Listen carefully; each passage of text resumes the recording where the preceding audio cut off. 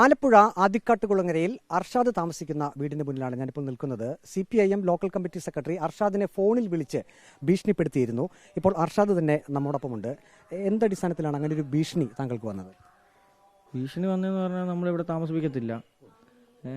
ഞാൻ പൈസ കൊടുത്തിട്ടായി വീട് മേടിച്ചതെന്നാണ് പറയുന്നത്. ഞാൻ പൈസ കൊടുത്തിട്ടില്ല. നമ്മുടെ ഒരു സുഹൃത്താണ്.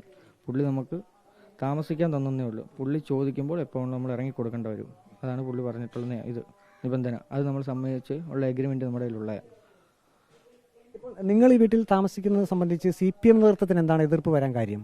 അവർക്ക് ഈ എന്തോ ജാടോ ഏതാണ്ടോ ഗോഡൗൺ ഏതാണ്ടോ ഇവിടോട്ട് മാറ്റാൻ വേണ്ടിയാണ് അവരത് നോക്കുന്നത്. അതായത് ബാൾട്ടയുടെ ബിസിനസ് ഉണ്ടായിരുന്നു ഈ നേതാവിന്. പുള്ളി അത് ഇങ്ങോട്ട് എങ്ങനെയും ആക്കാൻ വേണ്ടിയാണ് നോക്കുന്നത്. കാരണം റോഡിലാകുമ്പോഴത്തേക്ക് GSTക്കാർ ഇടയ്ക്കൊന്ന് പിടിച്ചായിരുന്നു. അപ്പോൾ അതിൻ്റെ പേരിൽ ഇത് ഇങ്ങോട്ട് എങ്ങനെയും ആക്കാൻ വേണ്ടിയാണ് പുള്ളി നോക്കുന്നത്. ഫോണിൽ എന്തായിരുന്നു അദ്ദേഹം ഭീഷണിപ്പെടുത്തിയത്? CPM ലോക്കൽ കമ്മിറ്റി സെക്രട്ടറി താമസിക്കാൻ പറ്റത്തില്ല, ഇവിടെ നിന്നെ കൊണ്ട് താമസിപ്പിക്കത്തില്ല, ഞങ്ങൾ കൊടി കുത്തിയിട്ടുണ്ട്, വീട് പൂട്ടിയിട്ടുണ്ട്, ഇനി നിന്നെ കൊണ്ടൊന്നും ചെയ്യാൻ പറ്റത്തില്ല, ഞാൻ ചീത്തയൊക്കെ വിളിച്ച് അതിൻ്റെ അകത്ത്. ഇനിയിപ്പോൾ ഭയമുണ്ടോ ഇവിടെ കഴിയാൻ കുട്ടികളും ഭാര്യയുമായി? തീർച്ചയായിട്ടും ഭയമുണ്ട് നമുക്ക്. പോലീസിൽ പരാതി കൊടുത്തിട്ടുണ്ട്. പോലീസ് പരാതി കൊടുത്തിട്ടുണ്ട്. അവർ ഇത് എടുത്തിട്ടില്ല, കേസ് എടുത്തിട്ടില്ല. പരാതി മേടിച്ചതേ ഉള്ളൂ നമ്മുടെ കയ്യിൽ നിന്ന്, അല്ലാതെ നമ്മുടെ കേസ് എടുത്തിട്ടില്ല. ഇതിപ്പോൾ ഈ പണം കൊടുക്കാനുണ്ട് എന്ന് പറയുന്നത് വേറെ ആളാണ്, താങ്കളല്ല? അല്ലല്ല, ഞാൻ ആർക്കും പണം കൊടുക്കാനില്ല.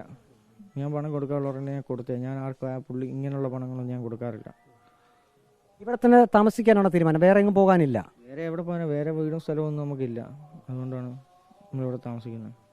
ഭയമുണ്ടോ ഇവിടെ കഴിയാൻ? ഉണ്ട്, ഭയമുണ്ട്.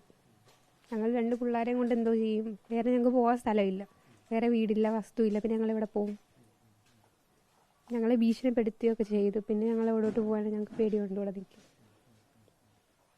പോലീസിനോട് പറഞ്ഞപ്പോൾ അവരെന്താണ് നടപടിയെടുത്തത്? പോലീസിനോട് പറഞ്ഞപ്പോൾ അവർ കേസ് എടുക്കാന്ന് പറഞ്ഞു. ഇപ്പോൾ കേസ് ഫയൽ ചെയ്തിട്ടില്ലെന്ന് പറയുന്നു. ഞങ്ങൾ വിളിക്കാം, രാവിലെ വരാനൊക്കെ പറഞ്ഞായിരുന്നു. ഇപ്പോൾ പറയുന്നു ഫയൽ ചെയ്തിട്ടില്ല എന്ന് പറയുന്നു.